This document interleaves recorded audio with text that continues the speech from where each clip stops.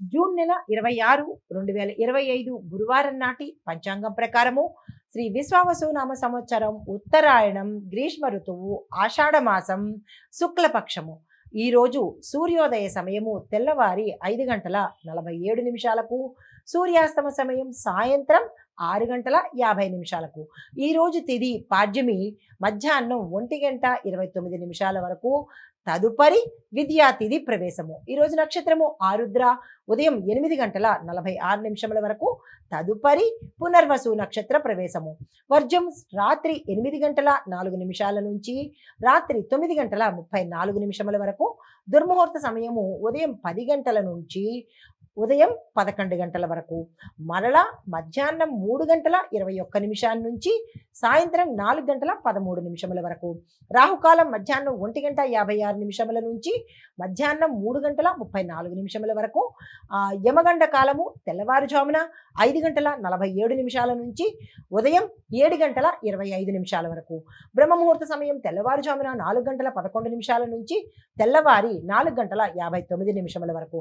అమృత ఘడియలు తెల్లవారుజామున 5 గంటల 5 నిమిషాల నుంచి ఉదయం 6 గంటల 35 నిమిషాల వరకు. ఈరోజు అభిజిత్ ముహూర్తము ఉదయం 11 గంటల 52 నిమిషాల నుంచి మధ్యాహ్నం 12 గంటల 45 నిమిషముల వరకు. ఇది నేటి పంచాంగం. నమస్తే. తదుపరి రాశి తులారాశి. ఈ రాశి వారి యొక్క గ్రహస్థితులు చంద్రుడు 7వ స్థానంలోనూ ఉండడం వల్ల సంబంధాల మీద దృష్టి పెట్టండి. సూర్యుడు బుధుడు 9వ ఇంట సంచారం వల్ల ధర్మపరమైన చింతన మీలో పెరుగుతుంది.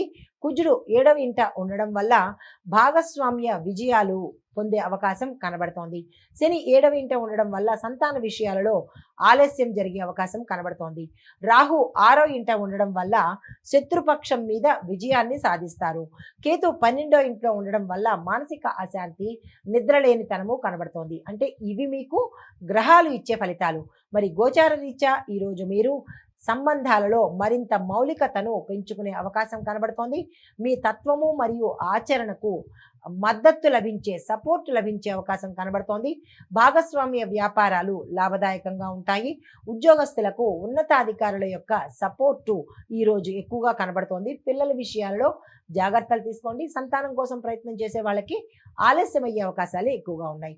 మీకు చెప్పదగిన పరిహారము ఓం మహాలక్ష్మి నమః అనే మంత్రాన్ని సాధ్యమైనంత సార్లు చదువుకుంటూ శుక్రవారం రోజు తులసి మాలతో లేదా తులసి మాల కానీ తులసి దళాలతో కానీ విష్ణువుకి పూజ చేసే ప్రయత్నం తప్పనిసరిగా చేసుకోండి. తదుపరి రాశి వృశ్చిక రాశి. ఈ రాశి వారి యొక్క గ్రహస్థితులు చంద్రుడు 6వ ఇంట ఉండడం వల్ల పోటీలు, శ్రమ అధికమవుతుంది.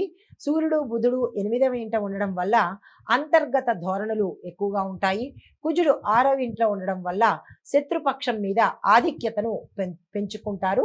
శని 4వ ఇంట ఉండడం వల్ల మానసిక ఒత్తిడి కొంచెం ఎక్కువ అయ్యే అవకాశం కనబడుతోంది. రాహు 5వ ఇంట ఉండడం వల్ల విద్యలో కొంత లోపం వచ్చేటట్టు, ఆగిపోయేటట్టు, అపజయం కలిగేటట్టు కనబడుతోంది. జాగ్రత్తలు తీసుకోండి. కేతు 11వ ఇంట ఉండడం వల్ల లాభాలు కొంచెం ఆలస్యంగా వస్తాయి. ఇవి మీకు గ్రహాలు ఇచ్చే ఫలితాలు. మరి గోచార రీత్యా చూసినట్టయితే పోటీ పరీక్షల్లో కనుక దృష్టి పెట్టి శ్రద్ధ పెట్టి చదివితే మీకు విజయం సాధిస్తారు. అయితే మేధస్సుతో కాకుండా ఇంటలెక్చువల్గా అంటే కొంచెము గమనించుకుని కనుక చేసినట్టయితే సక్సెస్ సాధిస్తారు. అయితే ఉద్యోగాలలో మార్పులు చర్చనీయాంశంగా ఉండబోతున్నాయి.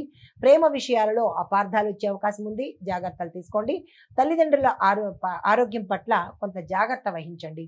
మీకు చెప్పదగిన పరిహారము ఓం అంగారకాయ నమః అనే మంత్రాన్ని చదువుకుంటూ మంగళవారం రోజు ఉపవాసం ఉండే ప్రయత్నం చేస్తూ శివాలయంలో మీ పేరిట అభిషేకం చేయించుకున్నట్టయితే కనుక సానుకూలమైన ఫలితాలు పొందుతారు. నమస్తే. తదుపరి రాశి ధనస్సు రాశి. ఈ రాశి వారి యొక్క గ్రహస్థితులు చంద్రుడు 5వ ఇంట ఉండడం వల్ల జ్ఞానపరమైన అభివృద్ధి గోచరిస్తోంది. సూర్యుడు బుధుడు ఇద్దరు 7వ ఇంట సంచారం చేయడం వల్ల వ్యాపార భాగస్వామ్యంలో లాభాలు వస్తాయి. కుజుడు 5వ ఇంట ఉండడం వల్ల సాహసవంతమైన ప్రయత్నాలు విజయవంతంగా పూర్తి చేస్తారు. శని 3వ ఇంట్లో ఉండడం వల్ల మీకు ఓర్పు చాలా అవసరము. రాహు 4వ ఇంట్లో ఉండడం వల్ల ఇంటి విషయాలలో శ్రమ అధికంగా ఉండబోతుంది. కేతు 10వ స్థానంలో ఉండడం వల్ల కెరియర్లో ఆలోచనలు మారే అవకాశం కనబడుతోంది. ఇవి మీకు గ్రహాలు ఇచ్చే ఫలితాలు. మరి గోచార రీత్యా ఫలితాలు విద్యార్థులకు ఇది చాలా చక్కని సమయము, ఉపయోగించుకునే ప్రయత్నం చేసుకోండి. ప్రేమ సంబంధాలకు గ్రోత్ అంటే డెవలప్ అయ్యేందుకు అవకాశాలు కనబడుతున్నాయి. మాటలు జాగ్రత్తగా పెట్టుకోండి. వ్యాపార రంగంలో గణనీయమైన పురోగతి, లాభాలు కనబడుతున్నాయి. కుటుంబంలో ప్రశాంతత కోసము ధైర్యంగా ఉండే ప్రయత్నాలు తప్పనిసరిగా చేసుకోండి.